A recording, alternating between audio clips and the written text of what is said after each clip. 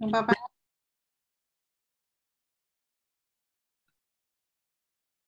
sudah siap?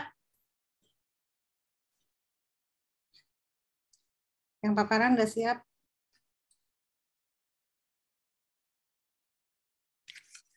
Belum join semuanya ini, Bu. Oh, Yang paparan ada Mbak Beta, Bu, hari ini. Terus Zetira, kemudian Kak Doris, yang terakhir Mbak Mutiara.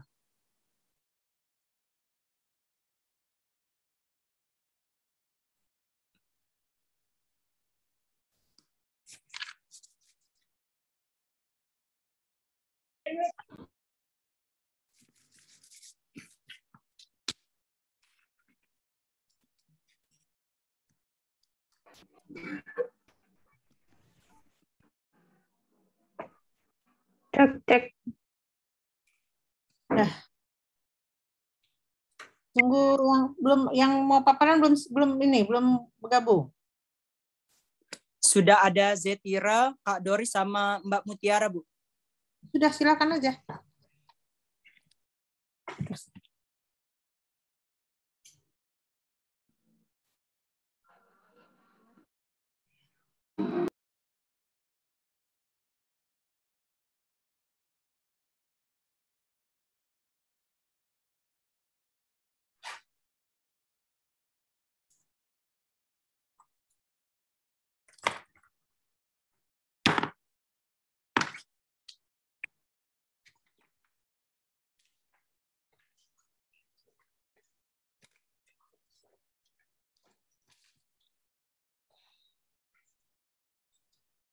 Rekaman yang ekonomi mikro udah dikirim ya ke email saya.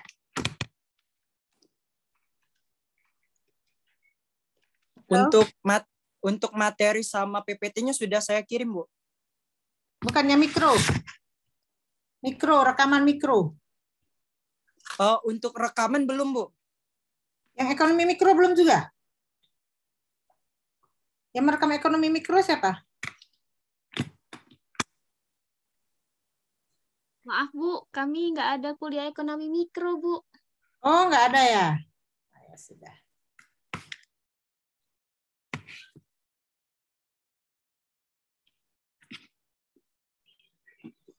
Izin Ibu.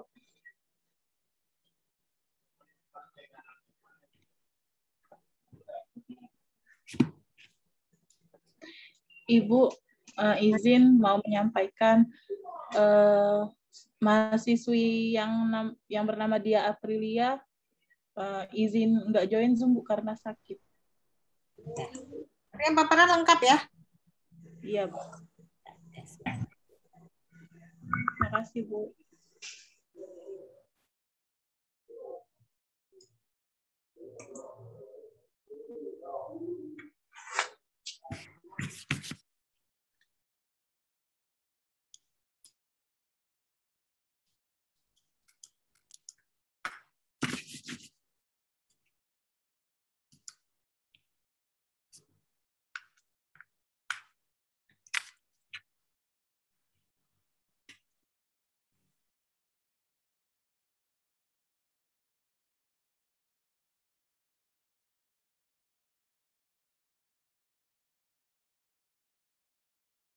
Kita udah 2 kali ya.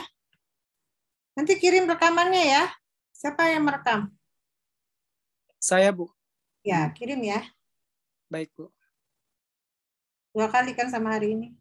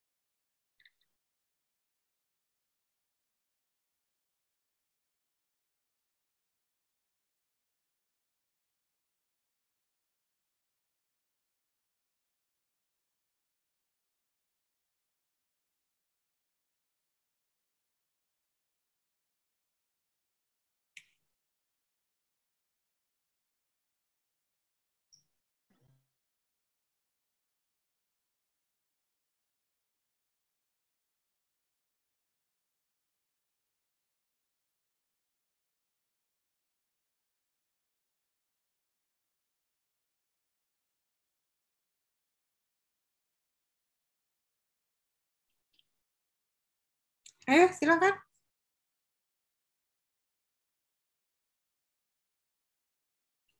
Dipaparkan ininya.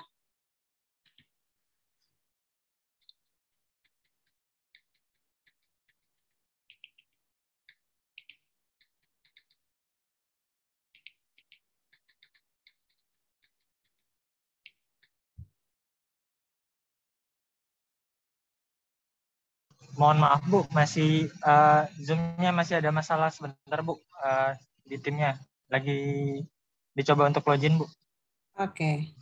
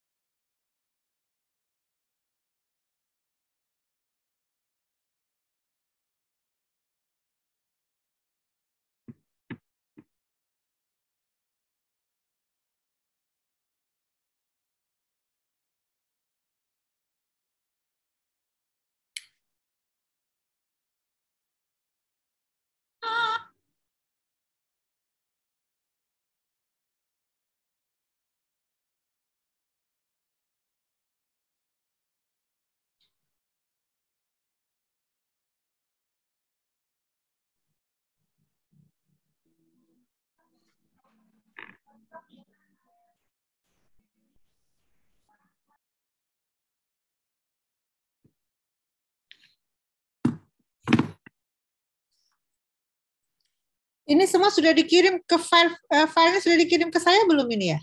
Yang kemarin? Sudah Bu, semuanya. Di email ya? Iya di email benar Bu. Silakan. Beta Natalia, Doris Saputra, Mutiara Pertiwi, Zetira Novriana. Silakan.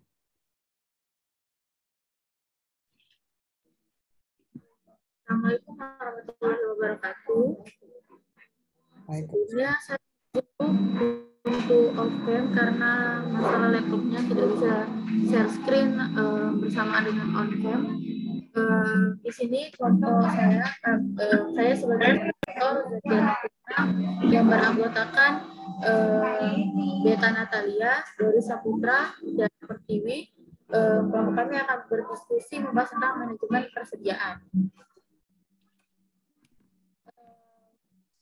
Pertama, persediaan menurut para ahli itu ada beberapa pengertian, yaitu adanya dari Schroeder pada tahun 2000, persediaan adalah stok bahan yang digunakan untuk memudahkan produksi atau untuk memuaskan permintaan pelanggan. Begitu juga menurut Orang Putih 2004, persediaan merupakan salah satu aktiva yang meliputi barang-barang milik perusahaan dengan maksud untuk dijual dalam suatu periode usaha tertentu, atau persediaan barang-barang yang masih dalam pengerjaan atau proses produksi, atau persediaan bahan baku yang menunggu penggunaannya dalam suatu proses produksi. Ada juga menurut Prawira Santono pada tahun 2005, bahwasanya beliau membagi persediaan menjadi dua berdasarkan jenis operasi perusahaan. Jika perusahaan tersebut perusahaan manufaktur, perusahaan adalah simpanan bahan baku dan bahan setengah jadi untuk diproses menjadi barang yang jadi mempunyai nilai tambah lebih besar secara ekonomis untuk dijual kembali kepada konsumen. Jika perusahaan tersebut adalah perusahaan dagang, maka perusahaan adalah simpanan sejumlah barang yang siap untuk dijual kepada konsumen. Di sini kami akan membahas terdapat 7 poin, yaitu adalah fungsi dari persediaan, apa saja jenis-jenis persediaan, bagaimana penentuan kuantitas persediaan, bagaimana sistem pencatatan persediaan, bagaimana biaya-biaya yang ada dalam manajemen persediaan, bagaimana metode penentuan biaya persediaan, dan bagaimana model persediaan ekonomi order quantity. Yang pertama akan disampaikan oleh saudari Beta Natalia untuk fungsi dan jenis-jenis persediaan. Kepada Beta, saya persilakan. Baik, terima kasih. Nah, di sini saya akan menyampaikan fungsi persediaan. Persediaan itu dapat Bisa on cam membantu nggak? fungsi-fungsi. Kak Natalia Ya? bisa on cam nggak? Bisa juga on cam. Nah, on cam ya. Iya, bisa Bu. Saya on cam Bu. Oke. Iya. Terlihat Bu. Soalnya Ya. lagi di jalan mungkin sinyal. Ya, makasih Bu. Jadi fungsi persediaan itu dapat membantu fungsi-fungsi penting yang akan menambah fleksibilitas operasi perusahaan. Terdapat 7 tujuan penting dari persediaan menurut Zulfikarija, yaitu 1, fungsi ganda. Fungsi utama persediaan adalah memisahkan proses produksi dan distribusi. Pada saat penawaran atau permintaan item tidak teratur, maka mengamankan persediaan merupakan keputusan terbaik. Yang kedua, mengantisipasi adanya inflasi. Persediaan dapat mengantisipasi perubahan harga dan inflasi. Penempatan persediaan kas dalam bank merupakan pilihan yang tepat untuk pengendalian investasi. Yang ketiga, memperoleh diskon terhadap jumlah persediaan yang dibeli. Yang keempat, menjaga adanya ketidakpastian. Dalam sistem persediaan terdapat ketidakpastian dalam hal permintaan, penawaran, dan waktu tunggu. Persediaan pengaman barang jadi akan mengantisipasi terjadinya lonjakan permintaan untuk menyesuaikan kebutuhan pelanggan. Persediaan bahan baku mengantisipasi ketidakpastian pengiriman oleh penjual. Dan persediaan barang setengah jadi juga harus dijaga untuk mengantisipasi terjadinya perubahan penjadwalan yang cepat. Fungsi yang kelima yaitu mengantisipasi perubahan permintaan dan penawaran. Yang keenam, memenuhi kebutuhan secara terus-menerus sehingga persediaan itu dipengaruhi oleh keputusan lokasi pabrik. Secara teknis, persediaan bergerak di antara tahapan-tahapan produksi dan di dalam pabrik dapat juga diklasifikasikan dalam persediaan transit. Kadangkala persediaan transit juga disebut dengan pipa saluran persediaan karena berada dalam distribusi pipa saluran. Selanjutnya, jenis-jenis persediaan akan disampaikan oleh Saudara Doris ya. Ada Doris, dipersilakan.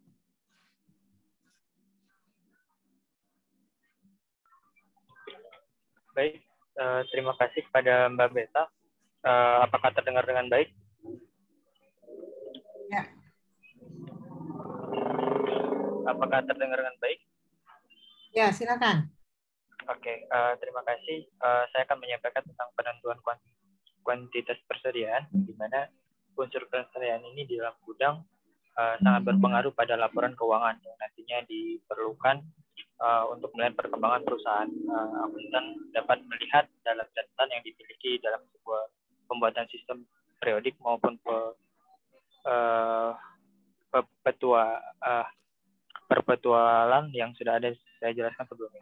Namun beberapa sistem pencatatan harus dicek di gudang karena pasti ada file information antara catatan realitas di gudang dari jumlah barang ataupun segi kepemilikan barang yang guna maupun barang yang dicatat oleh akuntan. Untuk lebih memudahkan, kita membaginya biasanya dibagi menjadi 2 langkah, yaitu untuk menentukan kuantitas. Ada 2, yang pertama perhitungan persediaan fisik yang ada di gudang, lalu yang keduanya itu penentuan kepemilikan barang, di mana perhitungan persediaan fisik di gudang itu dilakukan jika memang jika melakukan sistem pencatatan fisik selalu dilakukan untuk memberikan data yang sudah disebutkan tadi di atas. Persediaan fisik dilakukan saat arus persediaan berhenti, dengan arti lain yaitu saat perusahaan berhenti beroperasional, entah di operasional produksi bagi perusahaan manufaktur ataupun operasi jual beli bagi perusahaan yang dagang. Untuk apa ini? Biasanya digunakan untuk mengantisipasi kecurangan. Itu bisa dirumuskan dengan beberapa poin di sini. Yang dalam jurnal yang dibaca ada 3, yaitu perhitungan yang dilakukan oleh pegawai yang tidak bertanggung jawab atas persediaan barang di gudang. Lalu untuk yang kedua itu harus ada kejelasan jumlah persediaan yang ada dalam setiap kemasan, entah itu memakai berat ataupun jumlah barang. Dan yang ketiga harus dilakukan oleh pemeriksaan independen. Dan yang kedua itu penentuan kepemilikan barang. Nah, persediaan tidak harus ada di gudang. Hal itu mewajibkan perusahaan menelusuri kepemilikan persediaan. Berikut barang yang akan dikeluarkan kepemilikan pada pengakuan kepemilikan persediaan. Yang pertama itu ada barang dalam perjalanan, di mana perusahaan dalam pembelian sangat memungkinkan memakan waktu yang lama. Hal ini berarti ada kemungkinan jika saat perhitungan fisik barang tersebut sampai pada gudang, karena sistem kesepakatan dalam pengiriman barang antar dua terbagi menjadi dua, maka akan dibagi menjadi 2 poin penjelasan berdasarkan kesepakatan penjual. Jika perjanjian menyatakan FOB atau shipping point, itu berarti peralihan kepemilikan beralih ketika barang keluar dari gudang penjualan atau pada perusahaan itu jasa pengiriman yang bertugas mengirim barang. Ini berarti jika perusahaan tersebut menjual, maka sebagai penjual, maka persediaan dalam perjalanan bukan pemilik perusahaan tersebut. Lalu ada juga tentang barang konsinyasi, atau setiap perusahaan itu memiliki sistem penjualan dan pembelian yang bermacam-macam. Dan salah satunya perjanjian yang jual beli yang disebut konsinyasi. Sistem jual beli dan beli konsinyasi ini sangat lumrah dilakukan beberapa perusahaan Indonesia. Jual beli konsinyasi berarti supplier yang hanya menitipkan barang untuk dijual. Nah, ini mungkin sering kita temuin tuh di keseharian kita. Jika barang tersebut terjual, maka supplier berhak mendapatkan pembayaran. Namun jika barang dititipkan tersebut tidak terjual, maka supplier tidak berhak mendapatkan pembayaran atau barang yang dititipkan. Seperti itu. Mungkin selanjutnya sistem pencatatan persediaan ya. Saya kembalikan ke moderator.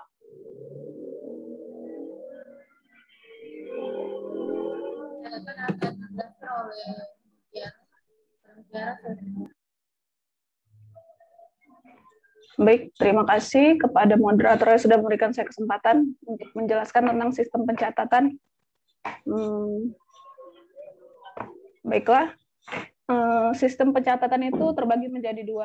Yang pertama yaitu sistem pencatatan periodik dan juga sistem pencatatan secara perpetual.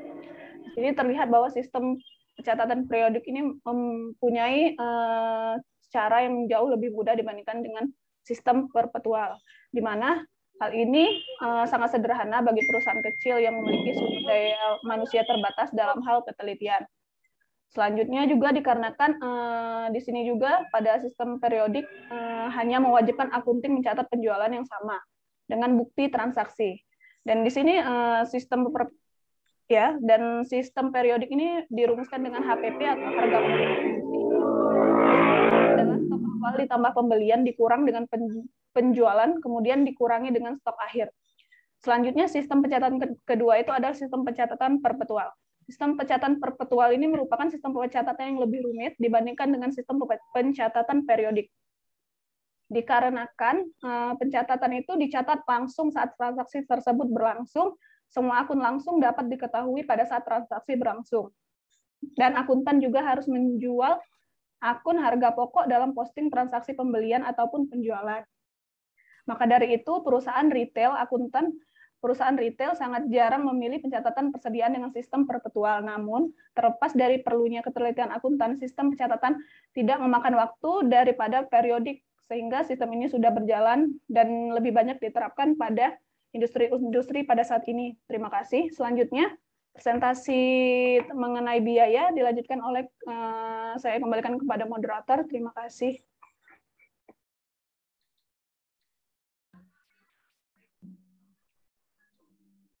Selanjutnya, biaya-biaya yang ada dalam manajemen persediaan ini terbagi menjadi 4, yaitu biaya pembelian, biaya pengadaan, biaya penyimpanan, dan juga biaya kekurangan persediaan. Nah, di sini biaya pembelian atau processing cost merupakan biaya yang dikeluarkan untuk membeli suatu barang. Jumlahnya tergantung pada jumlah barang yang dibeli dan harga tersebut harga per unit suatu barang.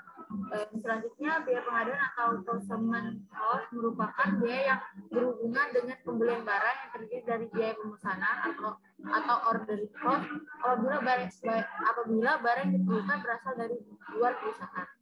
Selanjutnya, biaya penyimpanan atau carrying cost atau holding cost merupakan semua pengeluaran yang disebabkan oleh adanya kegiatan penyimpanan barang dalam periode atau dalam periode waktu tertentu.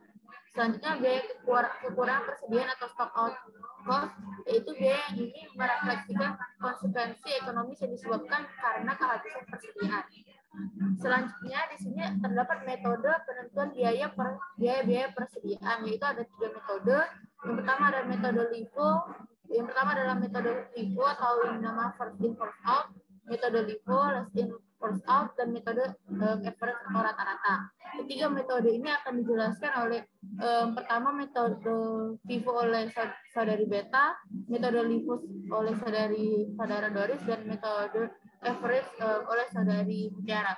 Kepada saudara saya persilakan.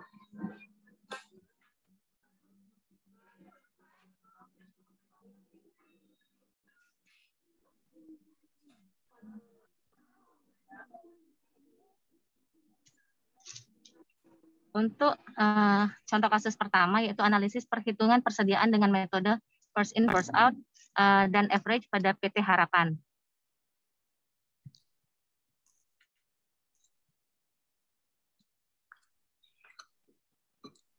Next, Dek.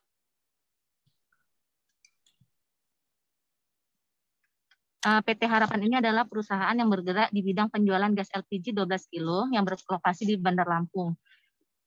Berdasarkan tabel 7 ini, apabila perusahaan menggunakan analisa kualitatif, maka perusahaan dapat melakukan analisis melalui data penelitian yang diperoleh melalui dokumen kuesioner, dokumen wawancara, dan data dari buku dan data dari web. Selama tahun 2015, persediaan awal barang dagangan sebesar Rp459.600.000, pembelian sebesar Rp7.946.645.000, penjualan sebesar Rp8.004.245.000,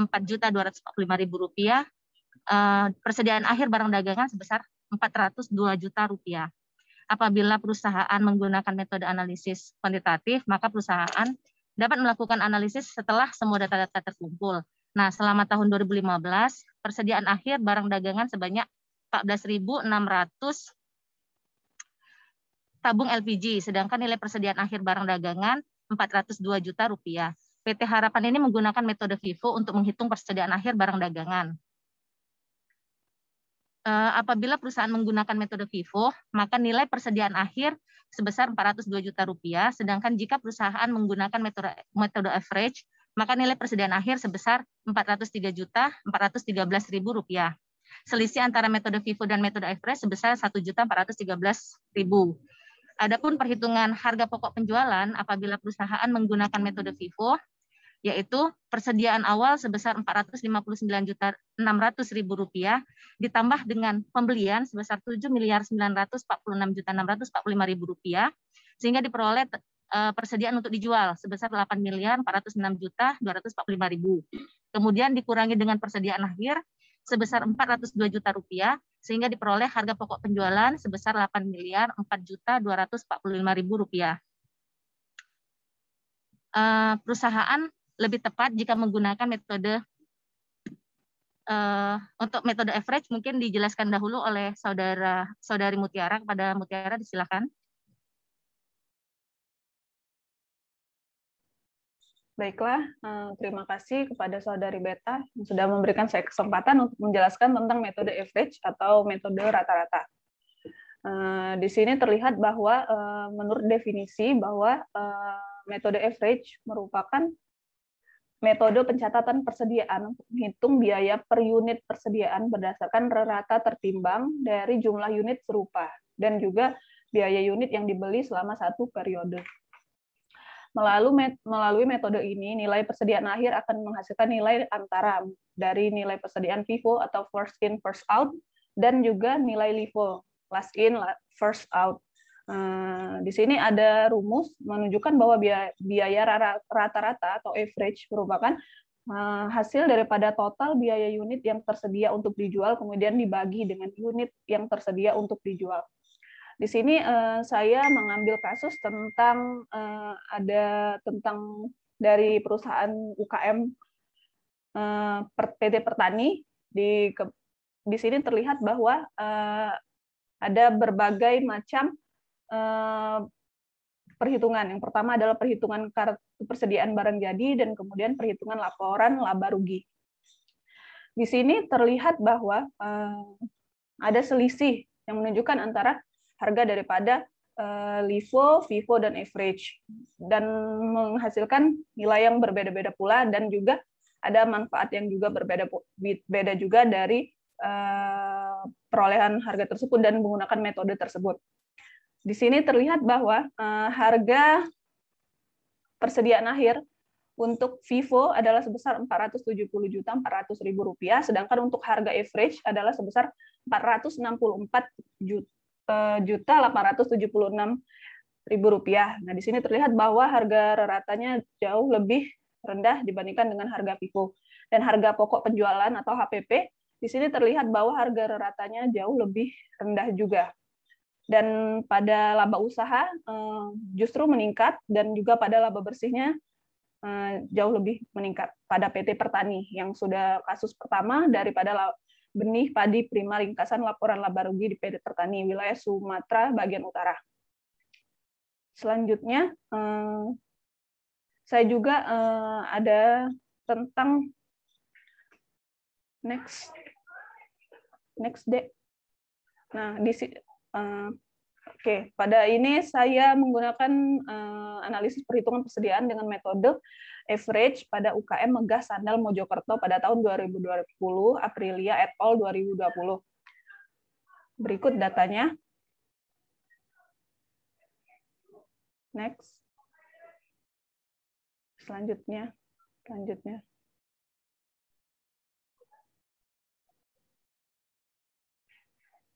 Di sini juga terlihat bahwa harga pokok penjualan untuk average adalah sebesar Rp5.695.11. Nah, di sini terlihat bahwa dari perhitungan laba rugi dengan menggunakan metode LIFO pada bulan Januari 2020 dengan harga Rp5.695.011.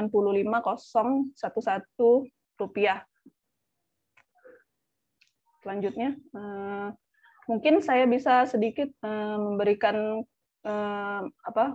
kesimpulan sedikit. Di sini terlihat bahwa ada perbedaan harga di antara average, FIFO, dan LIFO. Dan di masing-masing metode itu memiliki kelebihan dan kekurangannya masing-masing, tergantung daripada kebutuhan dan juga jenis daripada barang yang akan kita sediakan.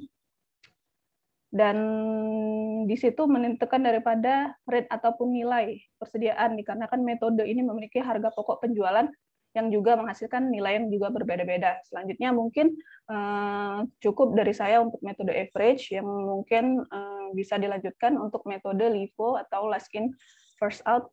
Kembalikan kepada moderator. Terima kasih.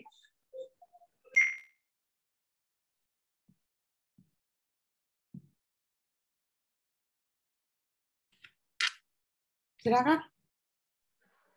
Selanjutnya saya akan menjelaskan tentang model EQ atau Economics per Quantity. Di sini model EQ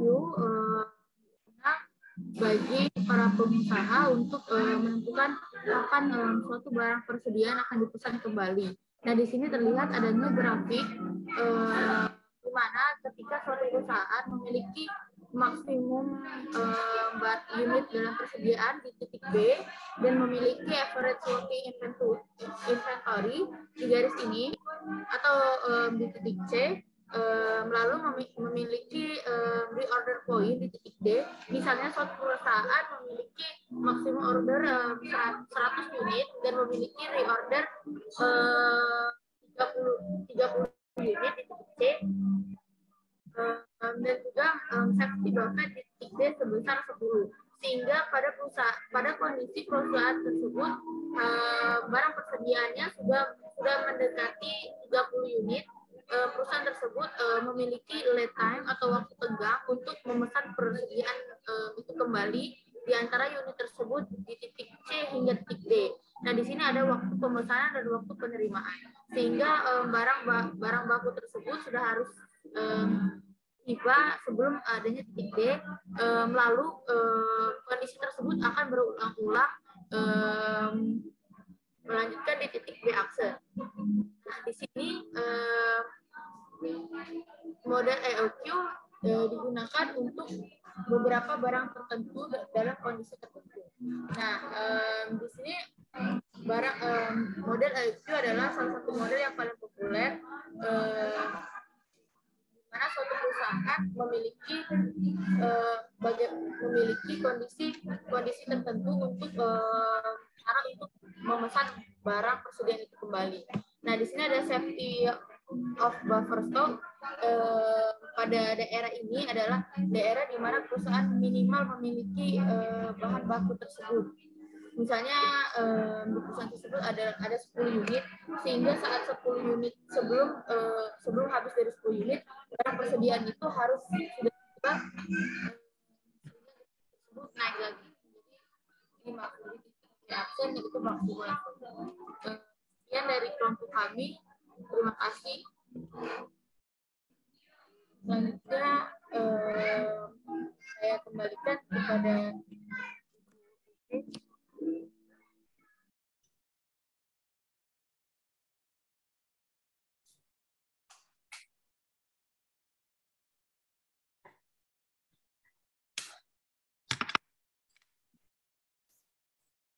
Udah selesai?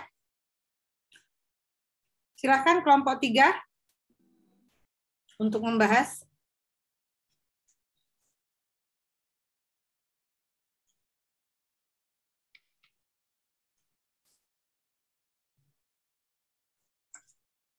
Oke, baik, terima kasih atas waktunya. Saya Anggia, perwakilan dari kelompok 3, hasil dari diskusi kami mengenai presentasi dari kelompok 2 yang bisa saya ambil kesimpulan. Untuk secara umum dulu, saya akan memberikan summary dari presentasi yang diberikan. Persediaan itu sendiri adalah fungsi ganda mengantisipasi inflasi, memperoleh diskon, menjaga ketidakpastian, mengantisipasi perubahan permintaan dan penawaran, dan memenuhi kebutuhan secara terus-menerus.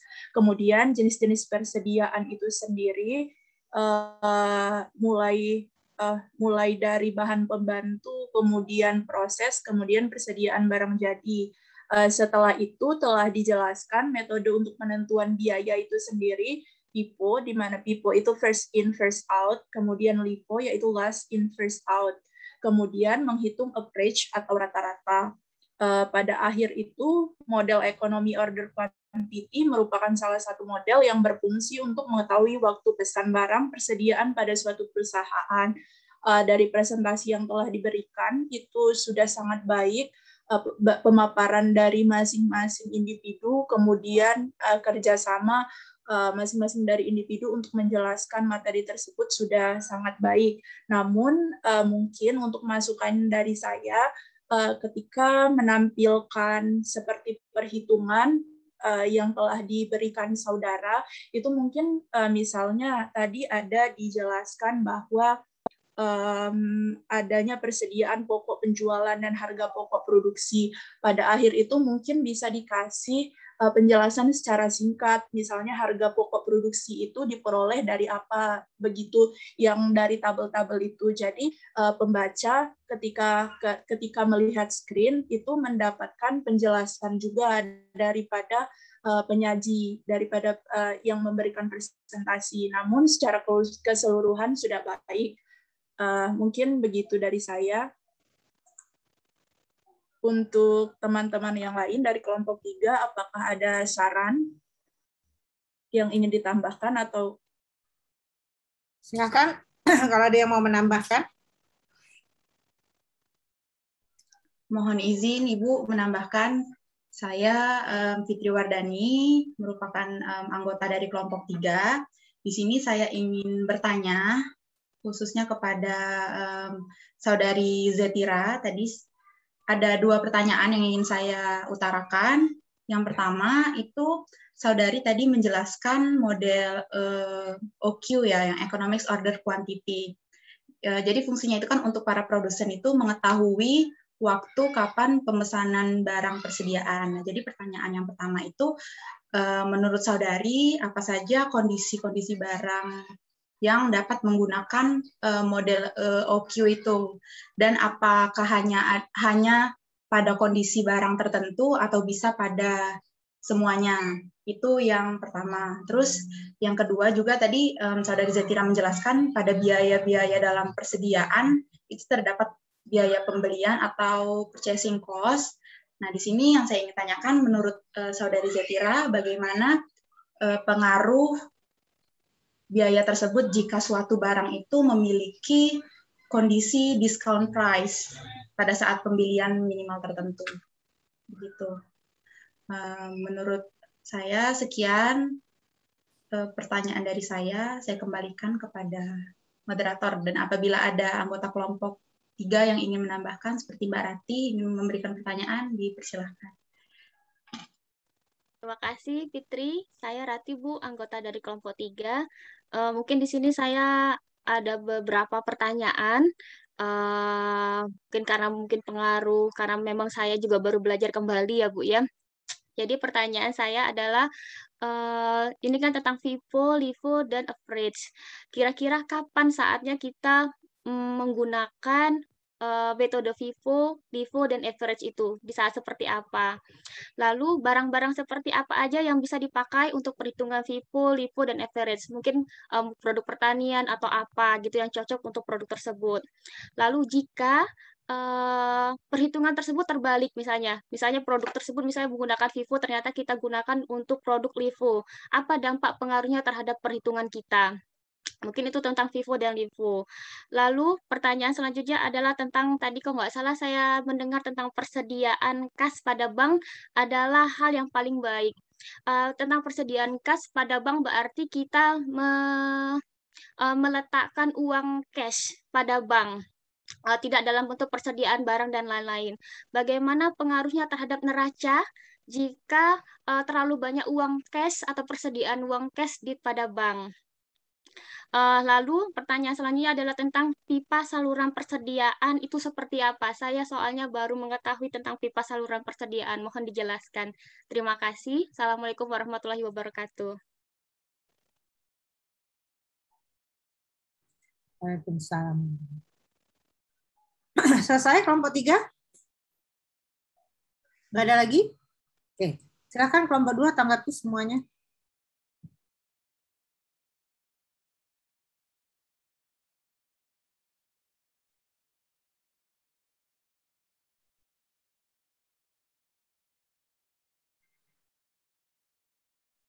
Kelompok 2, silakan.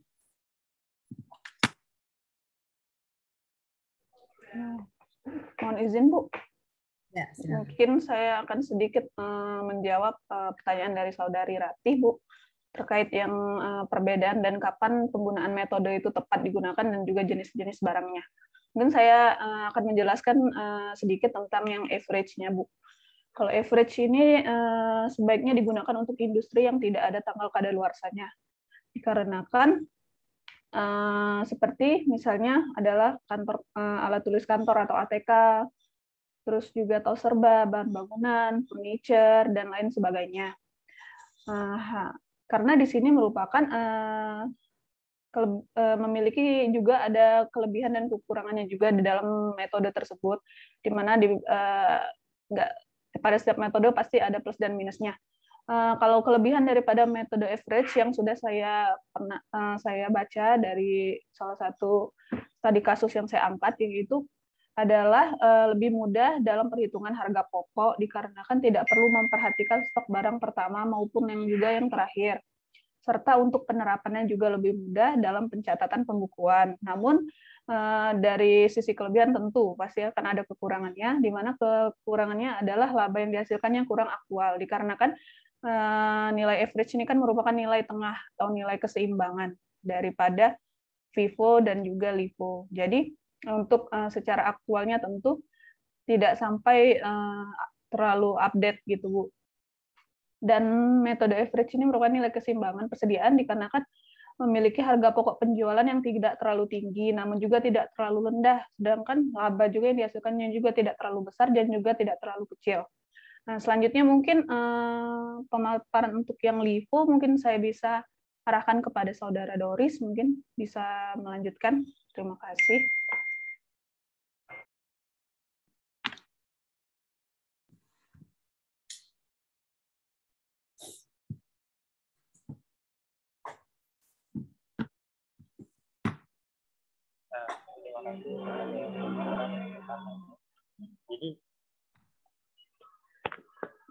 Jadi metode LIFO ini kan ya last in first out kan, yang dimana masuk terakhir keluar pertama kayak. Nah, seperti contoh kayak ada stok A, stok A itu 50, stok B-nya 100. Nah, nanti waktu ternyata ada pesanan sekitar 120. Nah, yang mana dulu kita gunakan, kita mengeluarkan dulu stok B itu. Nah, stok B 100 ditambah sisanya yaitu 20 dari stok A. Itulah yang dimaksud dengan LIFO. Nah, ada beberapa produk, hanya akan tetapi untuk saat ini sejak dikeluarkannya PSAK tahun 14 revisi tahun 2008, perusahaannya tidak lagi memperbolehkan perusahaan menggunakan metode masuk terakhir keluar pertama seperti itu. Mungkin itu yang bisa saya jawab.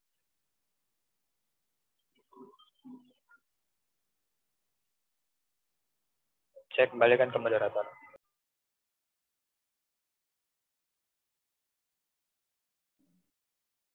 Dari saudara Beta Natalia yang sudah menjelaskan tentang bagaimana itu pada saudari Beta.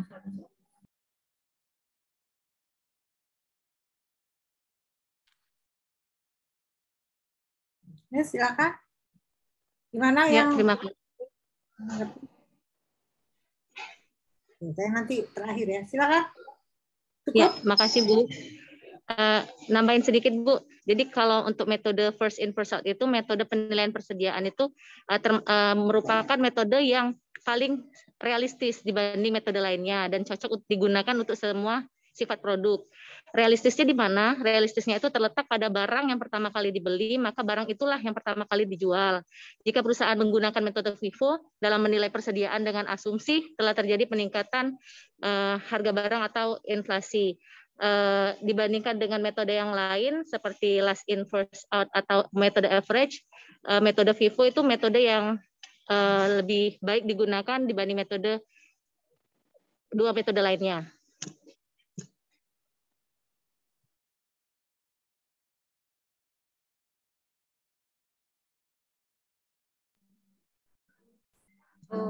Kembali ke moderator. Ya, terima kasih saudari Beta. Selanjutnya saya akan mencoba menjawab pertanyaan dari saudari Fitri Wardani terkait bagaimana suatu kondisi barang atau syarat kondisi barang menggunakan metode model EEQ. Nah, di sini biasanya pertama barang yang disimpan dan atau barang yang dipesan itu hanya satu macam. Lalu kebutuhan atau permintaan yang diketahui itu konstan. Jadi perusahaan tersebut misalnya membutuhkan 100 unit barang A pada setiap bulannya, jadi konstan. Jadi tidak berubah-ubah pada setiap periode waktu tertentu. Selanjutnya biaya pemesanan dan biaya penyimpanan diketahui juga konstan atau tidak ada diskon di barang tersebut.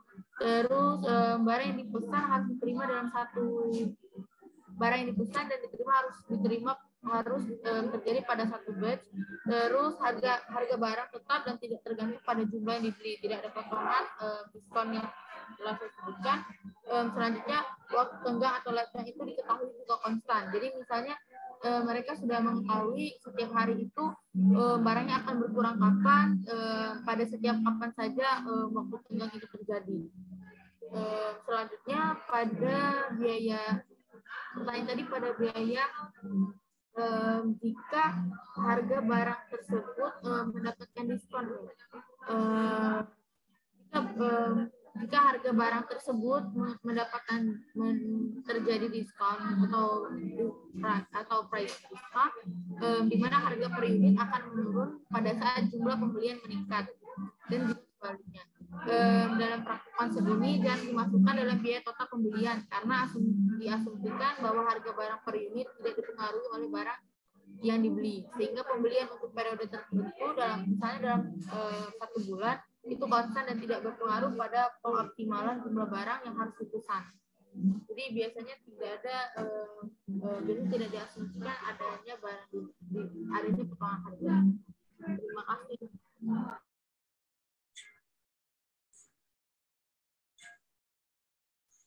Gimana? Gimana? Sudah? Kalau dari saya cukup, Bu. Cukup menjawab pertanyaan yang diajukan. Oke. Ada lagi? Kalau nggak ada lagi, kita buka sesi kedua, tanya jawab dan diskusi. Silakan. Siapa dulu? Sebutkan namanya, saya buka sesi yang pertama 3 orang.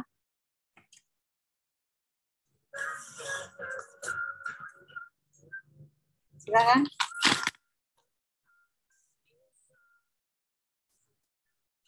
Sebutkan nama kelompoknya ya. Silakan.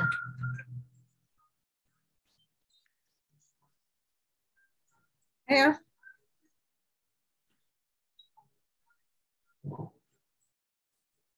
Ayo silakan. Izin bertanya, Bu. Oke. Saya dari kelompok 1, saya Agus Riansyah Saputra. Di sini yang ingin saya tanyakan kepada Mbak Mutiara. Mbak Mutiara menjelaskan masalah metode average. Nah, apakah ada kekurangan ketika kita menggunakan metode average?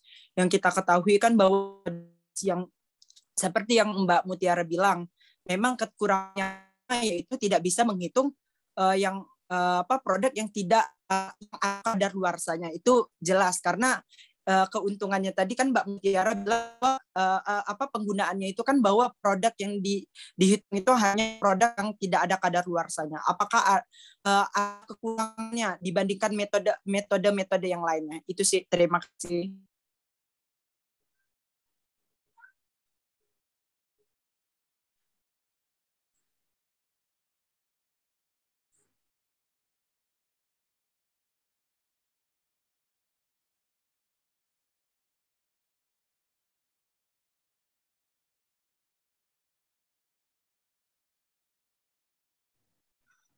Baiklah, mungkin saya bisa langsung menjawab saja, Bu, pertanyaan dari Saudara Agus.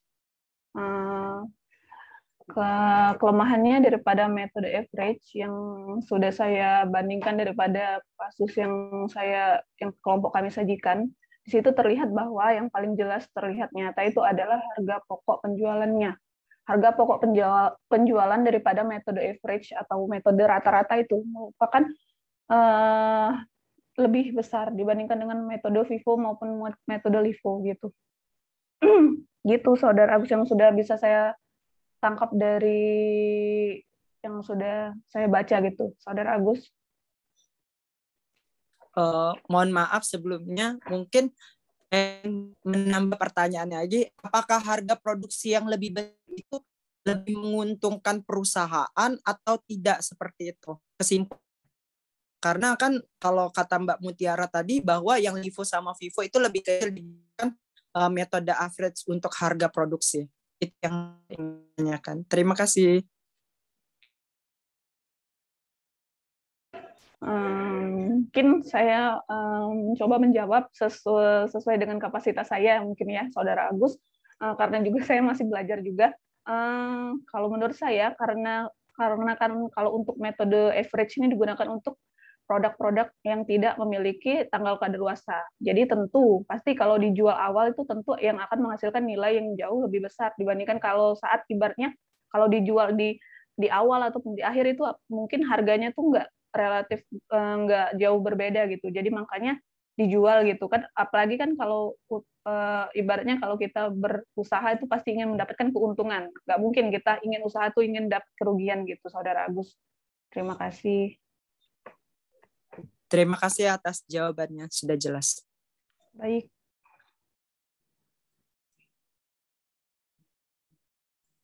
Ada lagi, silakan. Saya buka sesi pertama, 2-3 orang. Ayo semangat kuliahnya ini kuliah loh. Saya Bu ingin bertanya. Oke. Baik, terima kasih atas waktunya. Saya Anggia. Dari kelompok 3, jika tadi saya hanya memberi feedback, kali ini saya ingin bertanya. Tadi pada pemaparan itu dijelaskan bahwa adanya sistem pencatatan periodik dan perpetual. Itu dijelaskan oleh Saudari Mutiara. Saya menangkap itu tadi poinnya, namun hanya disebutkan saja, tidak dijelaskan. Apakah bisa untuk dijelaskan untuk sistem pencatatan itu bagaimana aplikasinya dalam suatu teknik itu, sistem itu tersendiri. Terima kasih.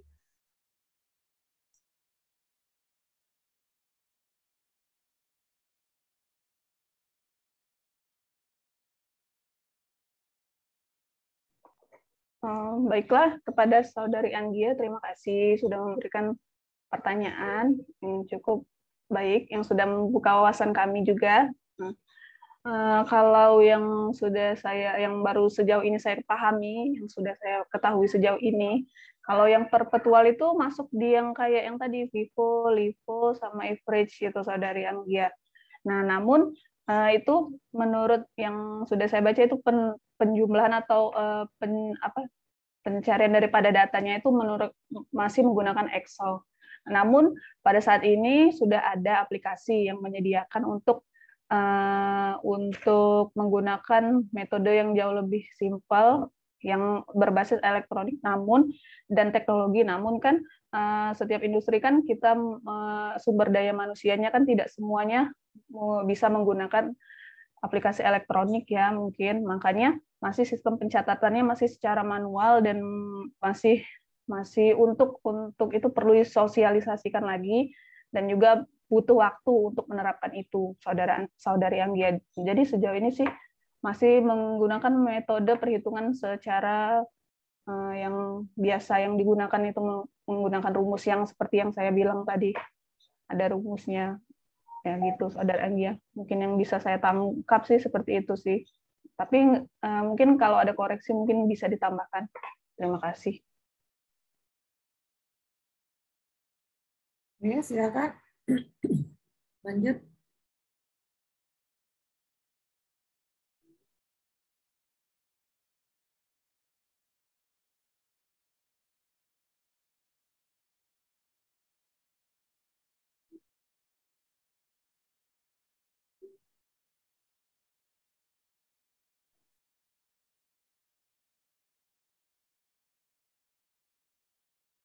Nambahin sedikit terkait dengan sistem pencatatan persediaan dengan sistem perpetual dan sistem periodik.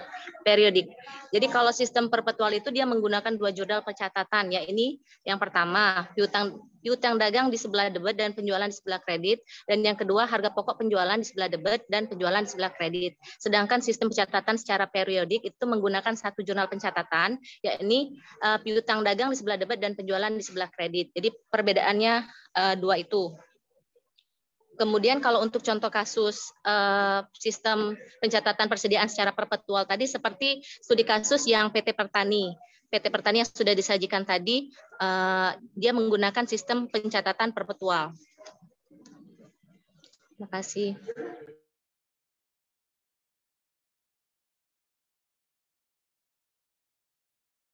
Oke, ya, kalau ada lagi.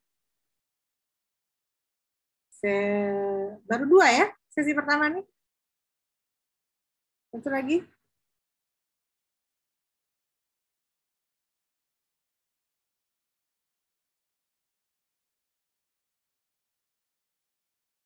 Ayo.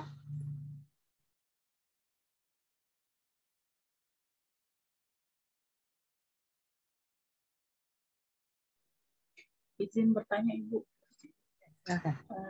Perkenalkan, nama saya Tisa Sylvian dari kelompok 4. Ingin bertanya, tadi kan sudah dijelaskan bahwa ada yang manajemen produk yang tidak ada kadaluarsanya. Yang ingin saya tanyakan adalah manajemen persediaan atau strategi apa untuk diterapkan pada produk pertanian yang mudah rusak. Terima kasih, Bu.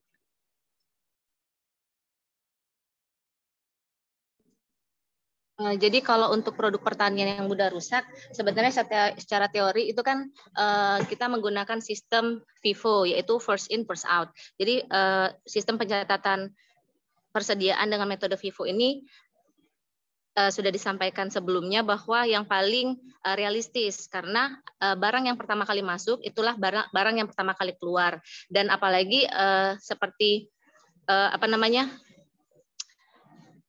barang-barang bidang pertanian itu yang mempunyai umur simpan yang relatif singkat dan potensi kerusakan yang besar. Jadi sehingga metode pencatatan yang baik digunakan yaitu metode pencatatan first in first out.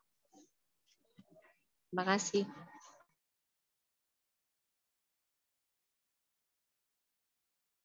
Mana? Sudah?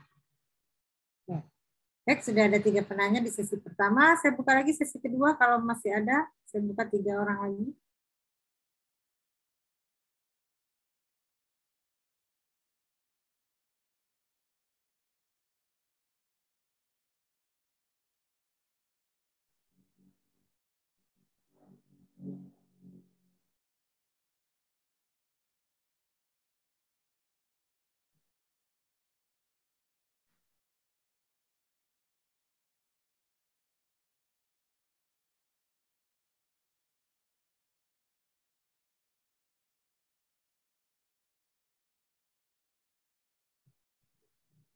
Ayo, semangat lah.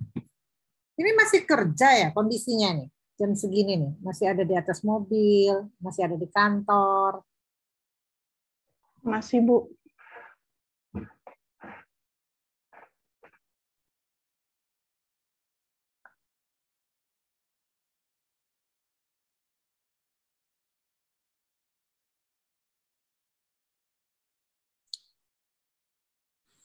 Gimana? Saya ada lagi nih.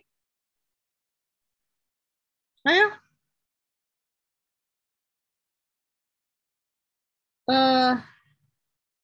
Kalau nggak ada lagi, baik saya akan jelaskan ya.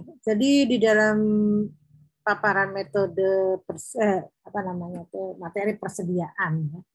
Jadi tadi ada 3 metode ya, melalui FIFO, LIFO, dan average.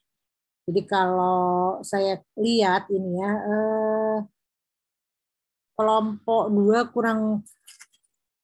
kurang memahami apa sih maksud dari data yang kalian dapatkan. Itu dari tulisan ya, dari tulisan atau penelitian atau dari literatur, dari jurnal atau gimana? Kan saya sudah bilang bahwa keterbatasan tulisan di jurnal itu mengakibatkan kita kadang-kadang kurangnya informasi yang kita tidak dapatkan. Makanya kita semakin keinginan tahunan itu kadang-kadang kita harus membuka textbook atau literatur yang berhubungan dengan apa yang mereka tuliskan di jurnalnya.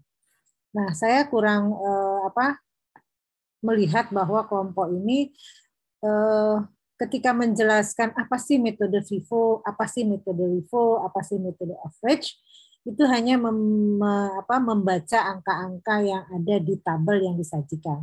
Tapi makna dari metode itu saya tidak dapat, karena kan kita sudah tahu definisi FIFO itu ada first in first out. Ya, jadi artinya barang yang masuk duluan itu barang yang keluar. Ya, kalau last in first out itu adalah barang yang terakhir masuk, barang itu yang dikeluarkan duluan. Kan itu intinya. Nah, kalau rata-rata itu adalah dari rata-rata berapa jumlah barang yang masuk, berapa rata-ratanya, kan dibagi dengan rata-ratanya itu. Nah, di penjelasan pada tabel yang kalian sajikan itu, saya tidak melihat di mana kondisi FIFO-nya, di mana kondisi LIFO-nya, di mana kondisi average-nya. Dan itu juga tidak tergambar itu sebenarnya barang apa gitu ya. Apakah barang yang dalam bentuk barang industri ataukah barang yang berhubungan dengan komoditi, ya kan? Nah, itu tidak tergambar di dalam kalian menceritakan apa dari jurnal yang kalian ambil. Nah, seharusnya kalau kalian sudah paham itu FIFO itu apa, LIFO itu apa, average itu apa, kalian bisa menjelaskan gitu kan. Ini loh, kan ada tahunnya kan di situ kan? Sebenarnya ada tahunnya. Nah, kalau FIFO itu kan barang yang pertama masuk, dia duluan yang keluar. Yang mana? Kemudian barang LIFO itu yang mana? Metode LIFO itu barang yang terakhir, itu duluan yang mana? Rata-rata. Itu yang kita tidak dapat dari penjelasan paparan yang disampaikan oleh kelompok 2. Nah, artinya kalau kalian paham itu, kalian bisa menggali dari tulisan yang mereka buat di dalam tulisan yang saya bilang itu kan karena keterbatasan. Kalian cari ini apa sih maksudnya, di mana sih kondisi FIFO-nya, di mana kondisi LIFO-nya, gimana kondisi average rata-rata. Itu yang belum kalian bisa sampaikan secara istilahnya secara apa ya, mendalam gitu dari apa yang ditulis dari penulis di jurnal itu. Jadi kalau kita bicara persediaan, memang namanya persediaan itu adalah kita membayangkan istilahnya stok lah. Ya, jadi stok di mana suatu barang itu ya kalau kita contohnya yang paling mudah itu adalah komoditi beras lah ya. Kalau dia panen kita harus membuat stok supaya ketika nanti panen gagal kita ada ketersediaan atau persediaan yang bisa kita siapkan untuk supaya tidak terjadinya kekurangan pangan. Jadi itu bisa kita lihat misalnya di gudang persediaan di Bulog, kalau biasanya di Bulog itu berapa sih yang tersimpan di gudang itu persediaan itu, sehingga nanti ketika dibutuhkan barang mana, memang metodenya itulah, jadi barang mana yang masuk duluan itu keluar, dia mau pakai metode apa, atau barang yang terakhir masuk itu keluar duluan. Itu yang ada di pencatatan di dalam suatu aktivitas persediaan istilahnya stok lah ya, untuk kebutuhan yang kira-kira yang mana yang penting ya. Nah, karena kadang-kadang kan saya ini ngajar di metode akuntansi ya, di akuntansi dasar di akuntansi dan pembiayaan, ada salah satunya adalah saya membuat akuntansi biaya itu berhubungan dengan ini, dengan apa namanya itu metode LIFO, FIFO dan average ini. Artinya kita bisa lihat misalnya persediaan stok di gudang itu ada 100 ton misalnya beras ya. Sementara dalam 100 ton itu ada 2, ada yang masuk di awal, ada masuk di akhir barangnya. Nah, kalau kita menggunakan FIFO, ya kata saya tadi kan first in first out, berarti yang pertama masuk itu dikeluarkan duluan. Artinya dia di pencatatan itu berapa barang yang masuk duluan dan berapa barang yang masuk terakhir. Tinggal lagi berapa kebutuhan yang harus dikeluarkan. Artinya kalau dia pakai FIFO, yang duluan masuk itu dikeluarkan dulu. Kalau dia tidak mencukupi, berarti yang terakhir masuk kita ambil untuk memenuhi kebutuhan tersebut pada persediaan. Nah, kalau dia menggunakan LIFO, artinya yang masuk terakhir dikeluarkan duluan. Dengan alasan apa? Kenapa? Karena mungkin ketersediaan itu memang sangat dibutuhkan bahwa yang terakhir itu harus masuk, yang keluar duluan. Itu. Nah, makanya saya bilang tadi di jurnal itu tidak tergambar makna dari yang apa barang itu dalam bentuk komoditi ataukah dalam bentuk barang industri ya. Nah, itu tidak tergambar itu dalam bentuk barang apa, sehingga kita tidak terbayangkan bagaimana sih kondisi FIFO, bagaimana kondisi LIFO, bagaimana kondisi average. Mungkin si penulis tahu, tapi kan dalam keterbatasan itu kita tidak banyak tahu informasinya. Ya, itu saja kekurangan. Tapi yang jelas kalian paham artinya apa itu FIFO, apa itu LIFO, dan apa itu average. Ya. Nah, itulah di dalam persediaan itu perlu memang salah satu di dalam manajemen rantai pasok adalah salah satu untuk memenuhi kebutuhan ketika permintaan sewaktu-waktu untuk kebutuhan tertentu persediaan itu harus tersedia. Ya.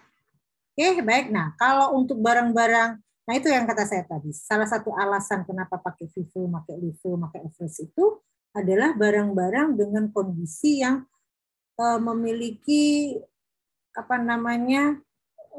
masa yang tidak bisa tersimpan terlalu lama. Akibatnya dia harus keluar daripada nanti tidak terpakai, maka dia buatlah sistem seperti itu. Salah satunya itu, ya. Takutnya barang itu memiliki masa yang mengakibatkan tidak bisa dapat dikonsumsi. Artinya dia harus cepat-cepat dikeluarkan. Makanya ada LIFO dan ada FIFO dan ada rata-rata. Itu kenapa perlu di dalam persediaan itu menggunakan 3 metode. Ya. Oke, walaupun jadi artinya komoditi yang jelas itu dalam hal komoditi yang tidak bisa tersimpan terlalu lama. Itu persediaan. Tapi kalau barang-barang industri itu masihlah cukup lama, tapi karena kebutuhan kadang-kadang ya perlu juga persediaan. Karena kalau dia membuat suatu industri itu kan kadang-kadang minta hari ini kan dia perlu proses juga dalam produksinya, kan nggak begitu langsung ada, tidak begitu langsung tersedia. Artinya dia juga perlu persediaan atau stok. Itu saja ya dari saya. Jadi kalau bisa diperbaiki cerita dari makalahnya, paparannya itu boleh ditambahkan ya. Jadi saya minta gini, dari kelompok 1, kelompok 2 itu kan paparan. Jadi buat semacam resume lah, ringkasan dari pertanyaan dari teman-teman kamu itu dijawab secara ringkas, kumpulkan saya. Itu jadi nilai dari saya. Ya. Jadi misalnya kelompok 1 kan kemarin sudah paparan. Teman-temannya kemarin menanyakan apa, nah, itu dibuat di catatan, pencatatan dari pertanyaan temannya, terus jawaban kalian itu dikirimkan ke saya. Ya, selain dari paparan. Kan kalian kirim cuman dalam bentuk PowerPoint kan ke saya? Kan? PowerPoint, Bu. Iya, makanya terlalu ringkas ya. Oke. Baik, masih ada lagi? Masih ada lagi?